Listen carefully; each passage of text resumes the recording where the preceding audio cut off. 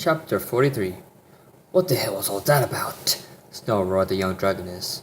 Cinder had snatched him and three remaining wolves up just before leaving the battleground and had retreated back to the wolf's cave. That does not concern you. Cinder muttered and turned back to walk away from him. Star jumped in front of her, teeth bared and ears pinned back. It does concern me when you expend the lives of my pet without explanation, without regard. I chose to have my way. If your warriors got killed, then it's their own fault. I give you fair warning. We could have had the purple dragon, but you fouled out the plan. You fouled out the plan. I think he saw you and your flea-bent friends snooping around, that's why he went on the attack. Then why didn't you finish him off? You had the power, so why not use it? Your plan is to capture, not kill me, you moron. Cinder spat Blackfire at Alpha, trying some of his friend in the process. If I used my power, I would have killed him for sure. But since our master wants to exercise restraint into this matter, my options were limited. Snarled glared menacing at her. If I fought up at all, it was then my subconscious goal unattended. And now we have to wait until the purple one's fully recovered before we can make another attempt at him. So how long would that be? I don't think my armors will want to be kept waiting much longer. I don't know. Cinder shook her head. Perhaps a day or so. In any case, I need to rest. Fine, but then you can rest where you have been. What? Cinder was promptly snatched and dragged down to the catacombs. Snarled her to a new cell beside exiles and stormed out the dungeon. Hey, you can't do this to me. I'm the Dark Master General. Now while you're in my village. The wolf spat sent the jolts of that clang. Then turned flared and black flame spread from her body. Be calm, young Cinder. Exile's soothing voice came from the neighboring cell. Cinder took several deep breaths before settling down. She lay in the cold stone floor and rested her head on her paws. She suddenly felt more exhausted than she realized. Tell me, what happened? The old wolf moved closer and sat down. Well, I was hoping not to run to Spyro, since the Dark Master needs him for his plans. I managed to track down my friends who I thought he might be with. Luckily, he had taken out, so I was thinking about trying to find out where he went so I could lead the wolves on a wild goose chase. Well, what would you have done when they found out that you were leading them nowhere? Cinder fell silent. She had never thought about a plan that far ahead. Her main concern was keeping the Dark Master from getting Spyro. Perhaps that's why you failed in your mission. I guess so. Cinder sighed and saw it escape through her lips. Don't cry, Cinder. Exile reached to the bar and stroked the dragon in its back. Your heart was in the right place. You just need to learn to put your mind there as well, as difficult as it might be. I just feel so helpless. Cinder whimpered. I have the power I need to protect Spyro, but it feels like it's no good. You already have the physical power, my dear. You just need the right mentality to go with it. But what if I don't? Don't ask. What if you don't? The old wolf shook his head. I would have taught you if I did think you had the desire to control these new powers. But I just felt so horrible. Having to fight around the others. I hurt them. My best friends in the world and the dragon I love the most. It's sad because they have no idea what's going on. Exile pointed out. They only saw you as an enemy. Not as a friend working to help their cause. But how do I tell them? How do I show them? Cinder looked down at Forlex, which had a couple of mild cuts on them with Spyro's attacks. They didn't hurt, but she could barely believe he had outright attacked her. But then she couldn't really blame him either. She had joined the one dragon they both despised without so much as a word of explanation to him about it. I don't have to answer that, my dear. That solution is up to you. Cinder sighed and rose to her feet. I need some fresh air. I'll try and be back soon. Try not to be gone too long. Exile warned her. I'll try. Cinder nodded. Black flames began to emanate around her body and she disappeared into the shadows. The old wolf sighed and rubbed his goatee. These dragons are fascinating creatures. He smiled to himself, sat back against the wall of his cell. Good luck, my dear. Jim hissed loudly as Candace bandaged up his wounds. The guardians had moved several miles inland towards the mountains where the forest had been untouched by battle. Here they had set up a new campsite and found several trees to produce medicinal fruits. Flame and Amber had regained consciousness and had helped eat the fruits. Now Candace and Sal were busy biting the rings, the wounds and Drummer, and the fire breathers. Sparks had taken charge of fixing up Spyro, feeling that his best friend could use some brotherly comfort. Stop whining, Candace scolded. If we don't get you patched up, your wounds will get infected. I am already enough pain as it is. Jim grabbed the dragon did her best to tie a vine around the ring on his badly injured shoulder. I know. Candace sighed sadly. She stared at his gaping wound. The wound was healing better than expected, but Candace was almost certain that he would be left with an ugly scar for the rest of his life. I just got you back and you're already thrashed again. I'm still breathing, Candy. German noticed her affectionately. So let's be happy about being able to be together. Jen just shook her head and smiled. I suppose you're right. She rubbed her cheek against his, watching for his horns and brushing her side against his. Hey, sorry to interrupt you two, Seth spoke up, catching her attention. Where is Spyro? It was in the trimmer, Candace, Flame, and Amber noticed that the purple was nowhere to be seen.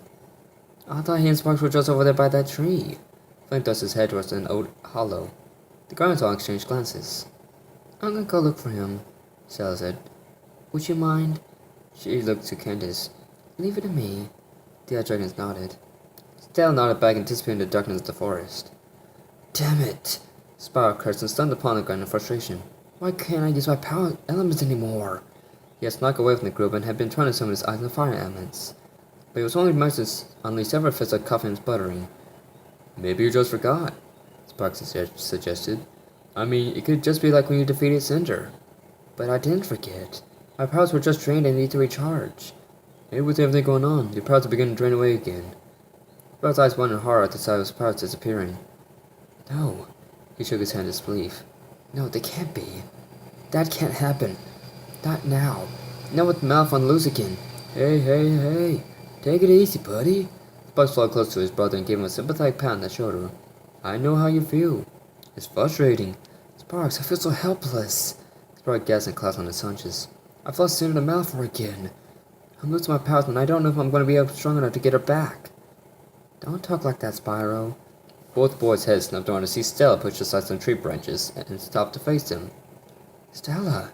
Spyro gasped in surprise. UFO dragons should know better than to give up when you have something to fight for.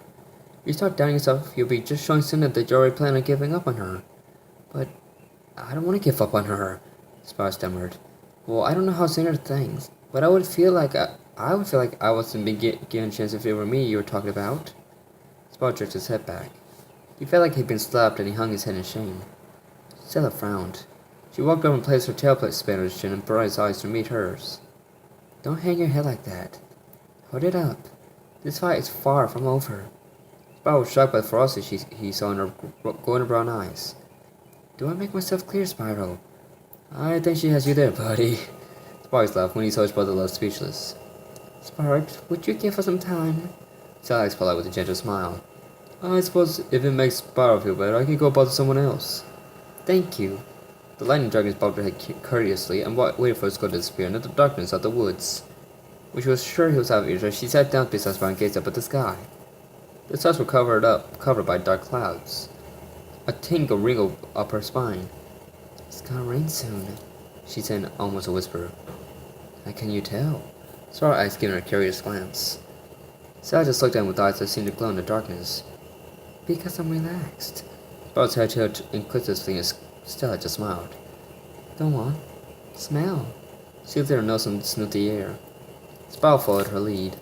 He inhaled deeply, letting the cool night air fill his lungs.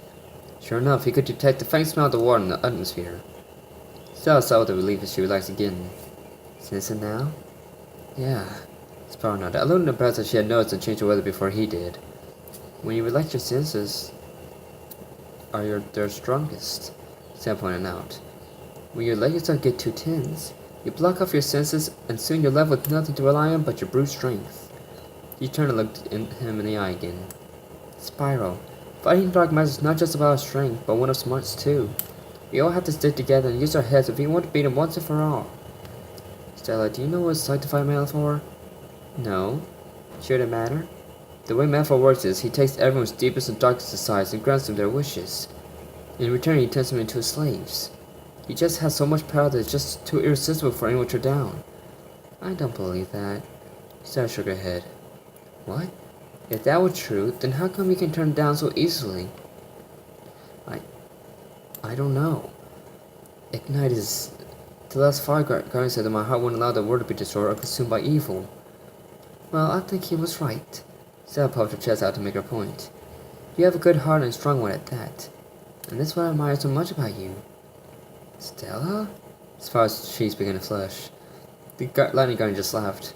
Don't worry, Spyro. I like you a lot. But I know your heart is Cinder's, and it's not my place to interfere with your relationship. Her smile widened and she gave Spyro's playful nudge. But I do envy Cinder, though.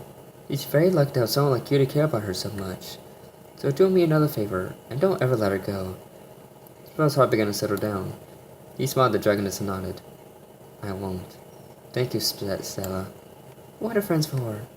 Spyro just grinned and took another deep breath before looking up at the sky. The clouds were growing darker, and he thought of how they reminded him of Cinder's dark skills. Can I tell you something? Anything, the dragoness nodded. I've never been good with expressing my feelings openly, especially with Cinder. But I was doing some research in library warfare, and I came across something that I thought might let her know how much I really care about her. Oh? Said her head slightly. Well, apparently, back during the times before Malifaux, dragons would collect armor, gems, and other treasures. They did this so when they came across a female they wanted, they would present her with a treasure to show their worth. I don't think Cinder would want any piece of treasure to know how much she means to you. I know, Spyro nodded, but I got this idea from looking at treasures. You know how Cinder has those silver gauntlets on her legs, neck, and tail? Well, I came up with a design for one.